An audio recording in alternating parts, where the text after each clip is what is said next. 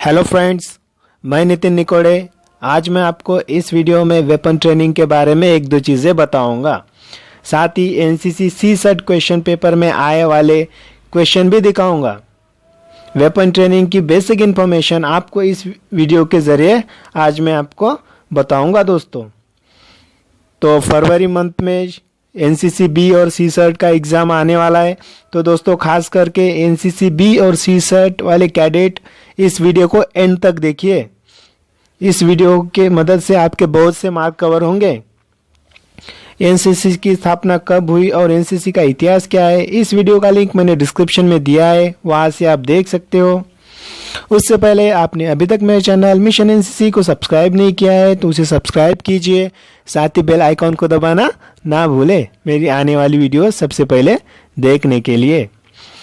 दोस्तों वीडियो चालू करने से पहले आप अपने पास एक पेन और कॉपी लेके बैठ जाए। चलो दोस्तों वीडियो को स्टार्ट करते हैं। दोस्तों वेपन ट्रेनिंग के बारे में हम आज बात करेंगे। तो इस पे वेपन ट्रेनिंग पे ऐसे सवाल पूछे जाते हैं कि वेपन ट्रेनिंग एनसीसी कैडेट को क्यों दी जाती है। तो बहुत से सिंपल ही सवाल होते हैं दोस्तों, इस पे आपके थोड़ा सा माइंड पे आपको जोर देना होता है। तो इसका जवाब है दोस्तों कि पेशेंस बढ़ाने के लिए। मान लो अगर आपके सामने जो टारगेट है, आप उस टारगेट को बहुत बारीक नज़र से देख रहे हो, यानी आपके अंदर उतना जो पेशेंस होता है, आपका पेशेंस बढ़ा जाता है, यानी कि आपके अंदर एक सब्र नाम की जो क्वालिटी होती है वो डेवलप होती है। तो दूसरा आता है दोस्तों कॉन्फिडेंस, जो आपके अंदर जो राइफल के प्रति जो डर होता है वो उस डर को भगा करके आपके अंदर एक नया कॉन्फिडेंस बढ़ाने के लिए आपको ये ट्रेनिंग दी जाती है। दोस्तों एक्यूरेसी, अगर आप एक चीज़ को कितनी बारीक तरह से देखते हो और कितने जो आपका निशाना है वो आप परफेक्ट लगा सकते हो, इसलिए आपके अंदर जो एक्यूरेसी ये क्वालिटी डेवलप हो जाती है। उसके बाद में आपकी बॉडी का जो कोऑर्डिनेशन होता है वो एकदम मेंटेन होता है दोस्तों। उसके बाद में सेल्फ प्रोटेक्शन, यानी अगर आपको कहीं भी ज़रूरत गिरी या आप खुद का बचाव कर सकते हैं। अगर आपको राइफल या वेपन ट्रेनिंग के बारे में आपको अगर पता होता है तो आप सेल्फ प्रोटेक्शन भी कर सकते हो। तो ऐसे बहुत से पॉइंट है दोस्तों, आप वेपन ट्रेनिंग में लिख सकते हो। तो सवाल नंबर 2 है दोस्तों, राइफल के मेन पार्ट्स के नाम लिखो। ये सवाल तो हमेशा पूछा ही जाता है दोस्तों, तो इस पे थोड़ा सा फोकस करिए, ध्यान दीजिए।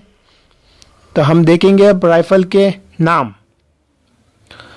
तो इसमें सबसे पहला आता है stock, heel, recoil pad, toe, comb, receiver, bolt, ejection port, operating handle, extractor, rear sight, checker ring, front sight, muzzle, magazine cap, fore end, grip, magazine loading port, carrier release, trigger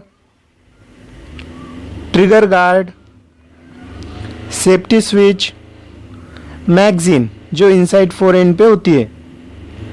तो ऐसे दोस्तों 23 या 24 नाम है, लेकिन आप इन 23 या 24 नामों में से जो मेन पार्ट्स के नाम है, सिर्फ आपने 15 या 16 नाम भी याद रखे तो आप इस क्वेश्चन में आउट ऑफ मार्क ले सकते हो। तो ये देखिए दोस्तों, मैंने आपको ये इमेज दिखाया है। इस इमेज में आपको किस पार्ट को या किस हिस्से पुर्जे को क्या कहा जाता है, ये आपको इस वीडियो के इस इमेज के मदद से पता चलेगा। तो इस वीडियो को इस इमेज को देखिए।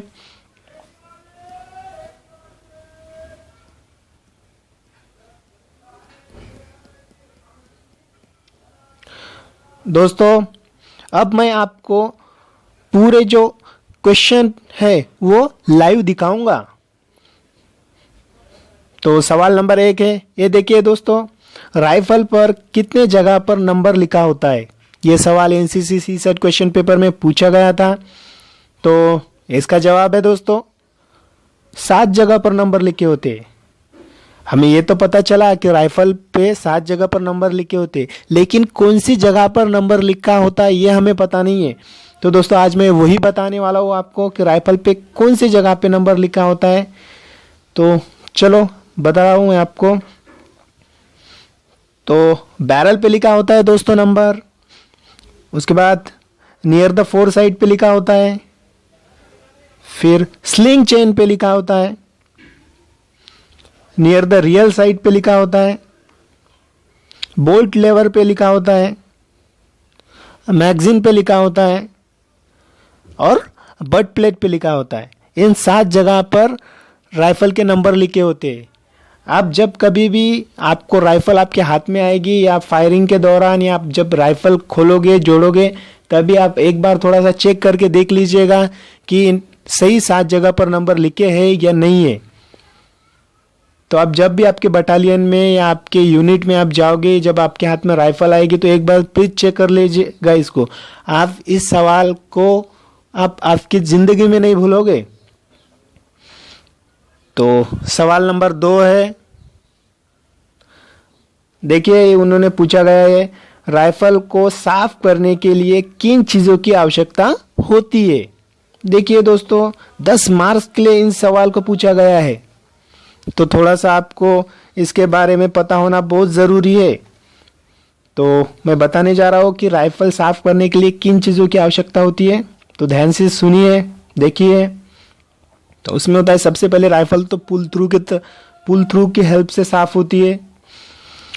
उसके बाद कॉम्बिनेशन टूल होना चाहिए आपके पास, फिर ऑयल बॉटल होना चाहिए, स्क्रू ड्राइवर होना चाहिए, गैस रेगुलेटर की होना चाहिए, सिलेंडर या चेम्बर क्लीनिंग ब्रश होना चाहिए, एक राइफल क्लीनिंग ब्रश होना चाहिए, ग्रेफाइट ग्रीस ट्यूब होना चाहिए।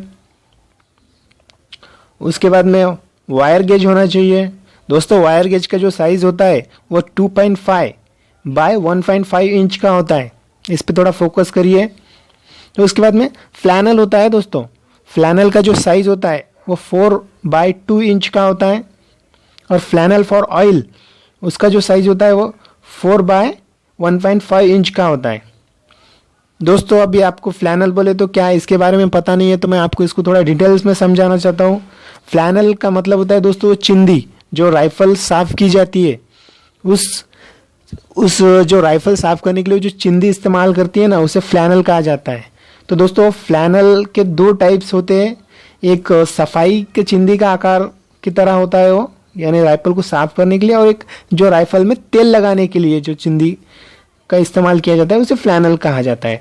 तो जो सफाई के लिए जो फ्लैनल इस्तेमाल करते हैं उसकी जो साइज होती है वो 4 बाय 2 इंच होती है। इसको थोड़ा ध्यान रखिए, ये सवाल हमेशा पूछा जाता है फ्लैनल की साइज। तो जो तेल लगाने के लिए या ऑयल लगाने के लिए जो फ्लैनल का इस्तेमाल किया जाता है उसकी जो साइज होती है वो 4 बाय 1.5 इंच का होता है। तो ये देखिए दोस्तों एनसीसी क्वेश्चन पेपर में ये भी सवाल पूछा गया था कि एसएमसी साफ करने के लिए जो चिंदी है वो चिंदी का नाप क्या है और फ्लैनल का नाप क्या है। तो इसको थोड़ा ध्यान दीजिएगा। तो इसका आंसर आएगा दोस्तों 4 बाय 2 इंच। तो दोस्तों आपको ये पता चल गया होगा कि इन चीज़ों से राइफल जो होती है वो साफ होती है। तो दोस्तों अब जानेंगे राइफल को साफ करने के लिए। तो हमें तो पता चला कि इन चीज़ों की आवश्यकता होती है, लेकिन दोस्तों अगर आपके हाथ में एक राइफल दी जाए और आपको कहा जाए कि राइफल को साफ करिए, तो आपको ये पता नहीं है कि राइफल को साफ कैसे करना है। उसका भी कुछ सीक्वेंस होता है दोस्तों राइफल साफ करने का। ऐसा नहीं है आप कौन सा भी पार्ट खोले और किसी को भी साफ करे और कहीं भी जोड़े, ये नहीं हो सकता है। तो अब हम जानेंगे दोस्तों राइफल साफ करने का सीक्वेंस। तो क्वेश्चन नंबर 3 क्या आता है हमारा, राइफल को साफ करने का सीक्वेंस लिखिए।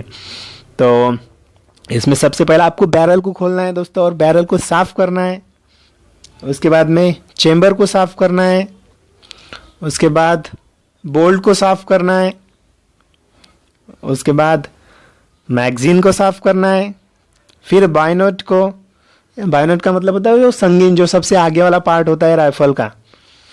तो जब आप ये जो राइफल साफ करने का ये 5 ही तरीके से राइफल को साफ, यानी कि 5 पार्ट में राइफल को साफ किया जाता है। तो ये भी थोड़ा सा ध्यान दीजिएगा। तो आपको समझ में आया होगा दोस्तों कि राइफल को साफ कैसे किया जाता है। तो क्वेश्चन नंबर 4 देखेंगे दोस्तों हम। ये देखिए एनसीसी सी साइट में ये सवाल पूछा गया था। देखिए उसको थोड़ा जूम करके देखिए या पॉज करके देखिए। फायरिंग के पोजीशन लिखो, बहुत इंपॉर्टेंट क्वेश्चन है। फायरिंग के पोजीशंस लिखो, 4 मार्क के लिए पूछा गया है। देख रहे हैं आप। तो इसमें सबसे पहला आता है स्टैंडिंग पोजीशन, जो खड़े होकर फायरिंग करते हैं। उसके बाद में सिटिंग पोजीशन, जो कि बैठ करके फायरिंग करते हैं। उसके बाद आता है नीलिंग पोजीशन। नीलिंग पोजीशन जो घुटने टिकाकर फायरिंग करते हैं। उसके बाद में लेइंग पोजीशन, जो कि लेट करके फायरिंग करते हैं। तो दोस्तों इन पोजीशन को एक बार और हम याद कर लेते हैं। तो standing position, sitting position, kneeling position और लेइंग पोजीशन। ये सिर्फ 4 ही पोजीशन है जहाँ से इनसे फायरिंग की जाती है। तो इस पर थोड़ा सा ध्यान दीजिएगा। तो दोस्तों चलो 5वें सवाल पे बढ़ते हैं हम। ये देखिए दोस्तों, ये भी एनसीसी सी साइट में पूछा गया था। तो ये सवाल देखिए, अच्छे फायरर के लिए कौन सी बातें जरूरी है। 5 मार्क के लिए ये सवाल पूछा गया था। तो इसका जवाब है दोस्तों करेक्ट एम, यानी आपका जो एम है वो अच्छा होना चाहिए। तो उसके बाद में सेकंड आता है करेक्ट होल्डिंग, यानी जो आपकी जो पकड़ होनी चाहिए वो अच्छी मजबूत दुरुस्त पकड़ होनी चाहिए। फिर तीसरा आता है गुड ट्रिगर ऑपरेशन, यानी आपको जो ट्रिगर दबाना है वो अच्छा होना चाहिए, दुरुस्त ट्रिगर दबाना। यानी कि आप जब ट्रिगर दबाते हो तो वो सही तरह से दबना चाहिए। तो दोस्तों आपको पता चला होगा कि अच्छे फायरर के लिए कौन सी बातें ज़रूरी है। तो एक बार हम इसे रिपीट कर लेते हैं। तो इसका जवाब है दोस्तों करेक्ट एम, करेक्ट होल्डिंग और गुड ट्रिगर ऑपरेशन। तो हम बढ़ेंगे दोस्तों क्वेश्चन नंबर 6 पे। तो फायर पर असर डालने वाली चीज़ें बताएं। फायर पे कौन सी चीज़ें असर डालती है। तो इसका जवाब है दोस्तों हवा। आपको पता है अगर हवा ज़्यादा होगी तो फायरिंग अच्छी नहीं होगी। जब भी आप फायर करते हो तो अगर हवा होती है तो जो आपका निशाना है वो कहीं गलत जगह पे लगने की चांसेस होते हैं। तो उसके बाद में दूरी भी इसमें आती है। उसके बाद में रोशनी, अगर रोशनी कम ज़्यादा होगी तो भी आप ये बात जो होती है वो फायर पे असर करती है।